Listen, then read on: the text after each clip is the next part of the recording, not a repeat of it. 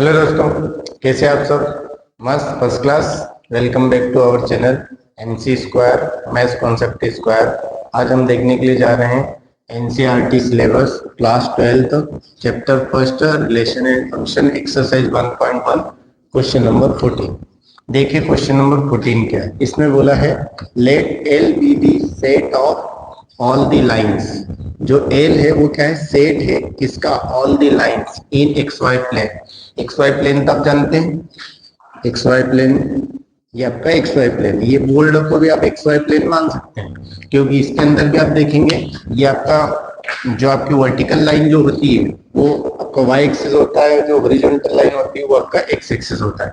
इसके बीच में जो भी हिस्सा है वो सब क्या कहलाता है? आपका एक्स वाई प्लेन कहलाता है। तो क्या बोला है? Let L be the set of all the lines in X Y plane. X Y plane में सारी लाइंस जो भी है उनका सबका सेट है कौन? L. And R be the relation, और आर क्या है? आपका रिलेशन है इन एल। इन एल में से ही आपका क्या है? आर क्या है? आपका रिलेशन है। Defined as R is equal to क्या है? L1 and L2। L1 और L2 समझ गए। एल क्या है? सेट ऑफ लाइन से। L1 और L2 भी क्या है? लाइन से। L1 comma L2 colon L1 is parallel to L2। Relation में आपको क्या दे रखा है कि जो L1 लाइन है वो पैरेलल है किसके?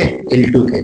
पैरेलल तो समझ गए, दो लाइंस के बीच का एंगल जब 0 डिग्री होता है तो उनको पैरेलल लाइन से बोलते हैं। इन पैरेलल लाइंस में आपने देखा होगा जो जो ट्रेन जो होती है, ट्रेन की जो रेल होती है वो ऐसे ही होती है, पैरेलल होती है इस टाइप से। ये भी आपकी पैरेलल लाइंस हो गई, ये भी आपकी क्या हो गई? पैरेलल लाइंस हो गई। ऐसी भी आपकी ये क्या हो गई? Parallel lines. ये सब लाइन से कहां पर है? प्लेन में, एक्स वाई प्लेन में। ये आपका एक्स प्लेन है, ये आपका वाई। ये एक्स वाई प्लेन में के अंदर आपको लाइंस दे रखी है L1 और L2। तो आपको बताना है कि so that R is an equivalence relation. R क्या इक्विवेलेंस रिलेशन है? इक्विवेलेंस रिलेशन क्या होता है? जब आपका रिलेशन रिफ्लेक्सिव हो जाए, सिमेट्रिक हो जाए और ट्रांजिटिव हो जाए, तो उस केस में आपका जो रिलेशन होता है उसको बोलते हैं इक्विवेलेंस रिलेशन। और आपको साथ में और बताना है find the set of all the lines. Set of all the lines, उन लाइंस का सेट बताना है to the related to the line y is equal to 2x plus 4। एक लाइन आपको दे रखी है y is equal to 2x plus 4, y is equal to 2x plus 4। इस लाइन से रिलेटेड कौन कौन सी लाइंस हैं उन सब का आपको सेट बताना है। तो चलिए क्वेश्चन की शुरुआत करते हैं। हम सबसे पहले देखेंगे इस क्वेश्चन को सॉल्व करेंगे। तो सॉल्व करेंगे तो आपको सबसे पहले क्या देखेंगे? हम रिलेशन को रिफ्लेक्सिव प्रूव करेंगे। तो रिफ्लेक्सिव क्या होता है? रिफ्लेक्सिव, अब रिफ्लेक्सिव की कंडीशन क्या है? a comma a belongs to r। जब x की वैल्यू और y की वैल्यू दोनों वैल्यू सेम हो और वो बिलोंग करे r के अंदर तो उसको हम बोलते हैं रिफ्लेक्सिव। मतलब ये दोनों वैल्यू सेम होना चाहिए और वो कब दोनों पर बिलोंग कर रही है r के अंदर, तो आपका रिलेशन क्या कहलाएगा? रिफ्लेक्सिव रिलेशन कहलाएगा। तो यहाँ पे आपको कुछ ऐसे ही लेना है। कोई सी जैसे एक मैंने ये लाइन ये ले ली, ये लाइन आपकी क्या है? L1 line. ये L1 लाइन है, यहाँ पर भी मुझे L1 लेना है, यहाँ पर भी मुझे L1 लेना है, दोनों जगह सेम लेना है। तो क्या L1 लाइन खुद के पैरेलल होगी? बिल्कुल होगी। दुनिया की हर लाइन खुद के पैरेलल होती है। हर लाइन क्या होती है? जैसे एक लाइन मैंने ये ड्रॉ करी, ये लाइन जो है ये खुद के पैरेलल है, यही लाइन खुद के भी पैरेलल है, इसी के ऊपर उसी लाइन को रख दिया तो यही खुद लाइन खुद की क्या है? पैरेलल। यहाँ पे हम लिखेंगे, यहाँ पे लिखेंगे L1 comma L1 belongs to R। L1 comma L1 belong करेगी R के अंदर। क्यों? Since line L1 is parallel to itself, parallel to itself. क्योंकि जो L1 लाइन होगी वो क्या होगी? खुद के क्या होगी? पैरेलल होगी। खुद के क्या होगी? पैरेलल होगी। तो हम यहाँ पे क्या लिखेंगे? सो, क्योंकि आपको रिलेशन क्या दे रखा है? L1 is parallel to L2। अब मैंने L1 और L2 को दोनों सेम ले लिया तो L1 is parallel to L1 हो गया। तो खुद लाइन खुद के क्या होगी? पैरेलल होगी। तो यहाँ पे क्या लिखेंगे? सो R is reflexive, R is reflexive. ये आपने रिफ्लेक्सिव तो प्रूव कर दिया। अब रिफ्लेक्सिव के बाद में हम क्या देखते हैं? सिमेट्रिक। अब आगे देखेंगे सिमेट्रिक। अब सिमेट्रिक की कंडीशन क्या होती है? सिमेट्रिक की कंडीशन क्या होती है? ए कामा बी बिलोंग करे आर में, इम्प्लाइज इम्प्लाइज बोले तो देन, कभी ये कभी आपकी कंडीशन ट्रू है तो इसका जो उल्टा होता है, उल्टा क्या होगा, ए कामा बी, तो इसका उल्टा क्या होगा, बी कामा ए, इसने भी क्या होना चाहिए, रिलेशन के अंदर बिलोंग करना चाहिए। तो आपका रिलेशन समझ गए, रिलेशन क्या है, L1 is parallel to L2। आइए देखते हैं यहाँ पर कैसे चेक करेंगे। यहाँ पे आप मान लो लेट एक लाइन ली L1 comma L2, L1 comma L2 belongs to R। इसका मतलब क्या, इसका मतलब क्या हुआ कि L1 is parallel to L2, यहाँ पे दे रखा है L1 कामा L2, इसका मीनिंग क्या है, L1 is parallel to L2। तो क्या हुआ, यहाँ पे हम लिखेंगे since L1 line L1 is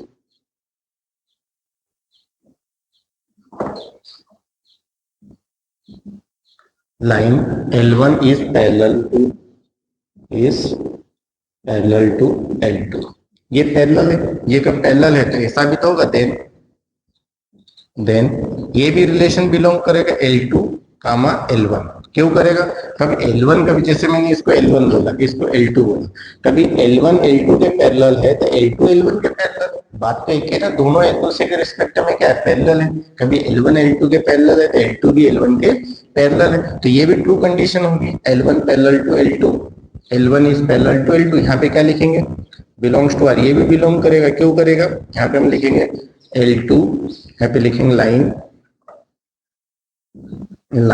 L2 is parallel to L1, ये हो गया। यहाँ पे क्या लिखेंगे, सो R इज सिमेट्रिक, R क्या हो जाएगा, सिमेट्रिक आपका हो जाएगा, सिमेट्रिक, ये हो गया।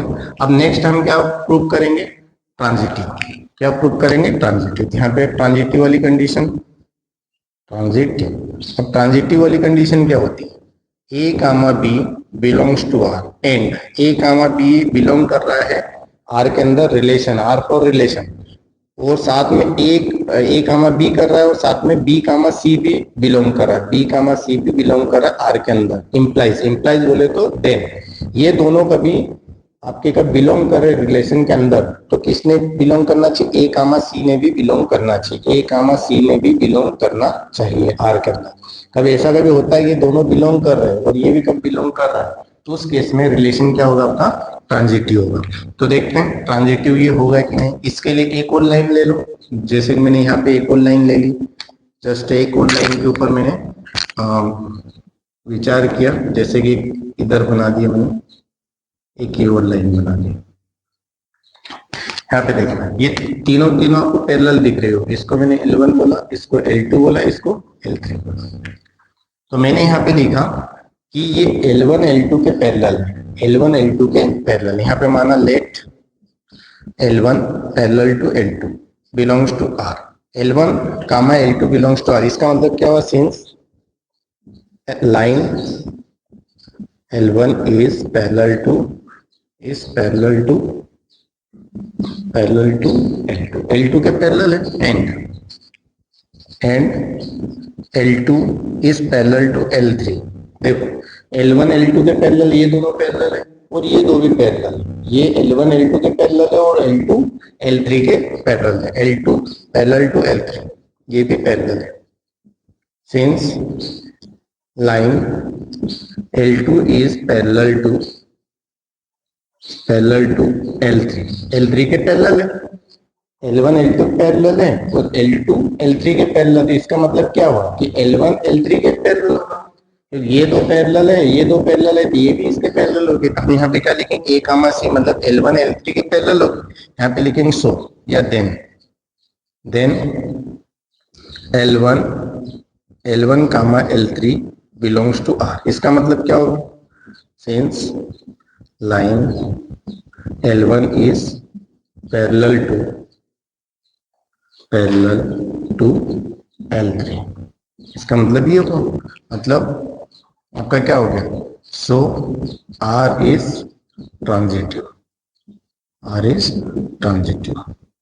अब यहाँ पे आप लिख सकते हैं, क्या लिखेंगे, since R is reflexive, symmetric symmetric and transitive. तीनों के तीनों है, तीनों के तीनों है, रिफ्लेक्सिव भी है, सिमेट्रिक भी, ट्रांजिटिव भी है। सो या therefore R is an equivalence relation. R क्या होगा? इक्विवेलेंस रिलेशन होगा। R is equivalence relation. यहाँ पे आपका क्वेश्चन होता है कंप्लीट, यहाँ तक कंप्लीट होता है। देखिए यहाँ तक R is an equivalence relation, और साथ में आपको तो आगे भी पूछा है, find the set of all the lines related to line y is equal to 2x + 4। इसको रब करते हैं। देखिए ये मैंने एक कार्टेशियन प्लेन लिया, XY प्लेन लिया। जस्ट इसको इमेजिन कीजिए, ये x ये y, इसके अंदर एक लाइन है। एक लाइन कौन सी है? जैसे कि ये लाइन मैंने ले ली, ये लाइन क्या दे रही है? y is equal to 2x + 4, ये लाइन है। तो इस लाइन के पैरेलल जितनी भी लाइंस होगी वो सब क्या होगी? इसके रिलेटेड होगी, क्योंकि आपसे क्या पूछा है? Find the set of all the lines. वो सारी लाइंस का सेट बताइए रिलेटेड टू दिस लाइन। इस लाइन के रिलेटेड कौन सी? इसके रिलेटेड वही लाइन होगी जो कि इसके पैरेलल होगी। क्यों होगी? क्योंकि आपको रिलेशन में बोल रखा है कि L1 comma L2, L1 is parallel to L2। Relation के अंदर पैरेलल वाली रिलेशन दे रखी, तो जो भी लाइंस इस लाइन के पैरेलल होगी वो सारी इससे रिलेटेड होगी, इससे क्या होगी? संबंधित होगी। तो जैसे कि इससे पैरेलल बहुत सारी लाइंस हो सकती है, जैसे कि एक लाइन मैंने ये ली, देखिए ये होगी, ऐसे ये भी लाइन होगी। एक लाइन इसके ऊपर भी हो सकती है जो इसके पैरेलल होगी, और भी इधर भी हो सकती है जो इसके पैरेलल होगी, इधर भी हो सकती है ऐसी लाइंस, इधर भी हो सकती है। ये सब क्या होगी? इसके पैरेलल होगी। तो ऐसी कितनी लाइंस होगी? कौन सी लाइंस होगी? तो आपको पता है कि पैरेलल लाइंस जो भी होती है उनका स्लोप क्या होता है? एक जैसा होता है। स्लोप क्या होता है? स्लोप की इक्वेशन होती है y = mx + c। इसमें जो m होता है इसी को क्या बोलते हैं? स्लोप बोलते हैं। स्लोप का मतलब होता है झुकाव। उस लाइन का झुकाव कितना है? तो वो जो झुकाव जो रहेगा सभी का सेम रहेगा। जैसे एक्स एक्सिस के साथ में झुकाव सेम रहेगा, इसका जो झुकाव रहेगा इसका वही झुकाव रहेगा, इसका वही झुकाव रहेगा, इसका भी, इसका भी, इसका भी। इसका झुकाव जितना होगा बाकी की लाइन का भी झुकाव उतना ही होगा। तो कैलकुलेट कर लो, यहाँ पे लिखेंगे सिंस, यहाँ पे लिखेंगे since slope of given line, slope of line y is equal to 2x + 4। slope of line y is equal to 2x + 4। तो क्या होगा? यहाँ पे लिखेंगे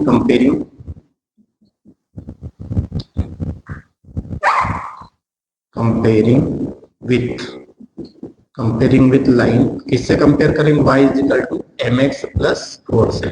तो स्लोप कितना आ जाएगा? यहाँ पे स्लोप मत लिखो, यहाँ पे गिवन लाइन लिखो, सिंस गिवन लाइन ये दे रखी है, और कंपेयरिंग विद दिस लाइन, क्योंकि इसके पैरेलल कोई सी लाइन होती है उसका जो जनरल फॉर्म है वो इस टाइप से होता है, y = इसको इंटरसेक्ट फॉर्म बोलते हैं, y = mx + c। यहाँ से कंपेयर करेंगे, y की y कंपेयर हो गई, यहाँ पे c आएगा ना, c एक कांस्टेंट है।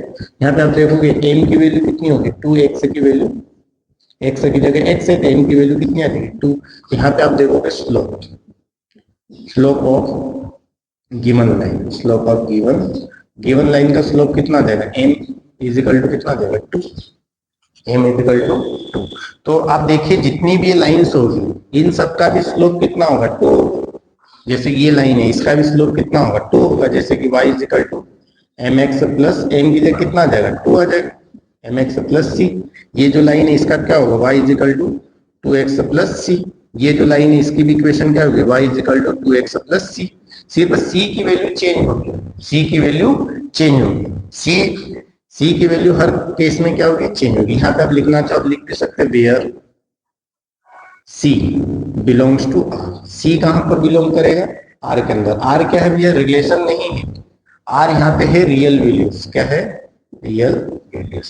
R belong to real values. Real values में आर की वैल्यू डेसिमल में भी हो सकती है, अंडर रूट के अंदर भी हो सकती है, फ्रैक्शन में भी हो सकती है, आपकी नॉर्मल इंटीजर फॉर्म में भी हो सकती है। रियल नंबर में सारी वैल्यूज आ जाती है, तो where C belongs to real values ये होगा। तो आपका सेट क्या होगा, तो आप यहाँ पे लिखेंगे hence set of all the lines set of all the lines related set of all the lines related to given line कौन सी ये given line hence set of all the lines related to given line are या will be in form of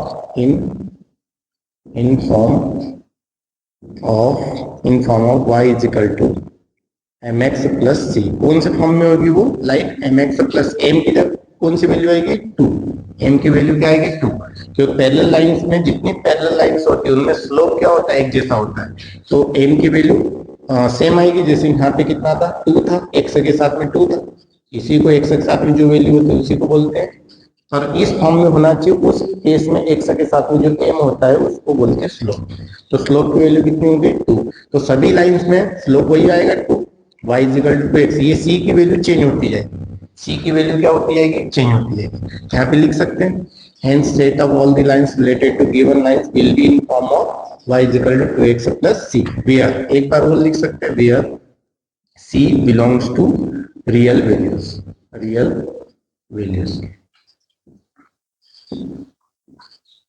और C belongs to real values. यहाँ पे आपका भैया question होता है कंप्लीट। आप